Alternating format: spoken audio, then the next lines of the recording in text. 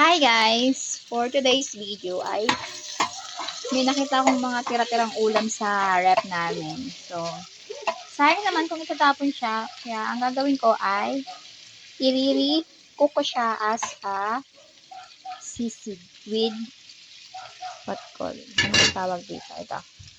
Atay ng baboy kasi akala ko high blood ako pero low blood pala ako guys. So, ayan. Kailangan ko ng atay ng baboy. Then, may natira akong sibuyas. Ano naalala nyo last time, nagluto ako ng spaghetti. Ayan, sobrang dami ng white onion ko, kaya hindi ko siya inubos. Siyempre naman, tipid-tipid din tayo guys, no? Mahal ng sibuyas na yun. Aray, yan. Nangaaway na siya. Ilagay na natin itong sibuyas. Pero huwag natin ubusin, sobrang dami. Sayang naman. Pwede pa tayong gamitin natin yan bukas. Magluluto tayo ng ibang putaan. Hindi naman agad-agad yan masisira. Basta dry siya. At di siya nababasa. Siyempre, kailangan mo lang siya lagyan ng cover para hindi siya masira agad. So, ilagyan na natin tong atay ng baboy, guys. Because may gusto natin yan.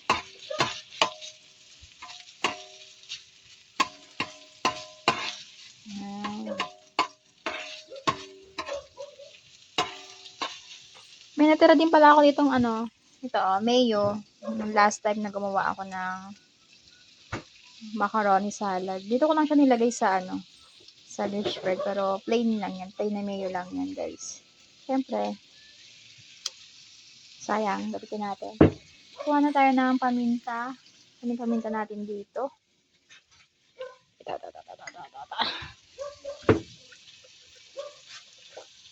Lagyan na natin siya ng paminta.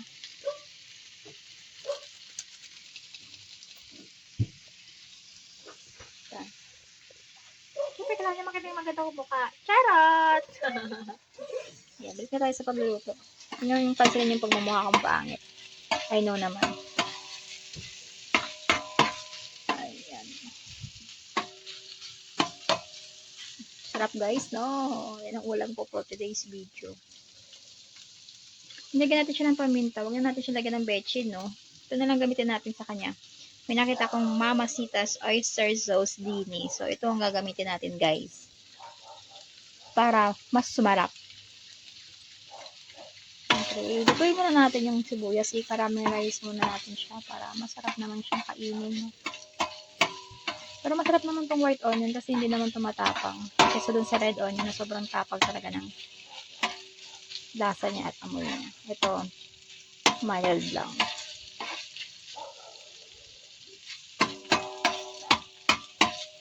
Nice pati yan, guys. Niluto naman na kasi yung baboy na yan. So, ayun na natin mag-golden brown ng konti. Ilalagay na natin itong oyster sauce na to.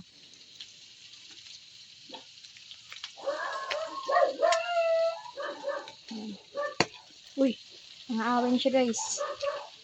Kaya putok-putok na siya. Hindi makatarungan to guys. Haluin na natin siya.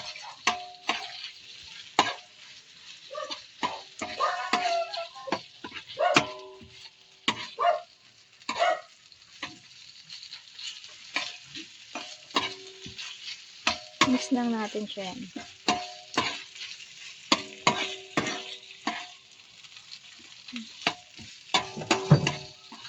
And then, lagyan natin siya ng patay natin yung apoy. Lagyan na natin siya ng mayo. Patay ng ating kutsara. Ang ganda ng lagayin ko ng kutsara. Diba?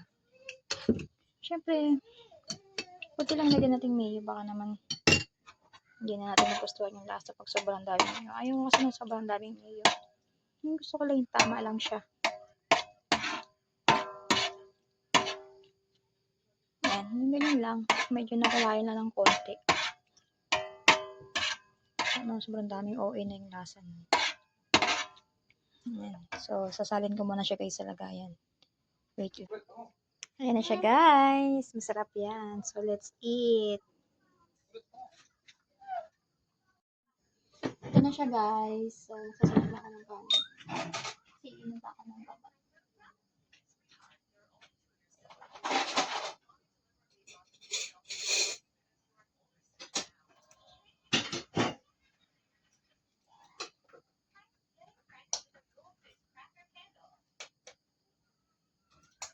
Jam, hindi ka pa kakain, kanin?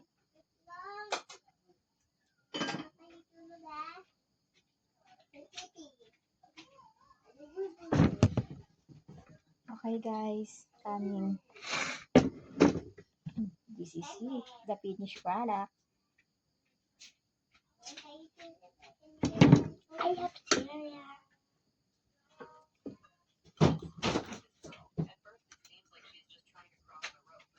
What just happened?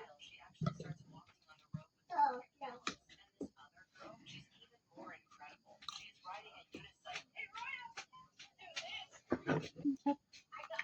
Ate, ano yung kapakanin?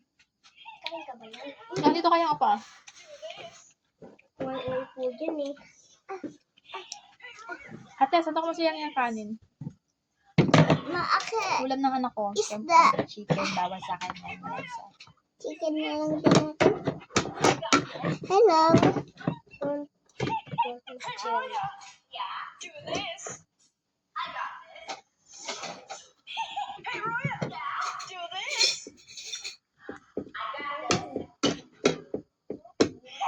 Hey, Roya. Do this.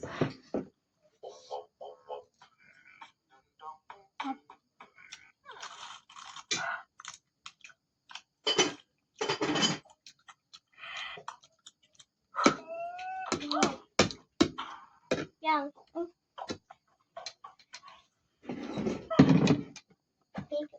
Mama, balik din sa'yo. Subscribe.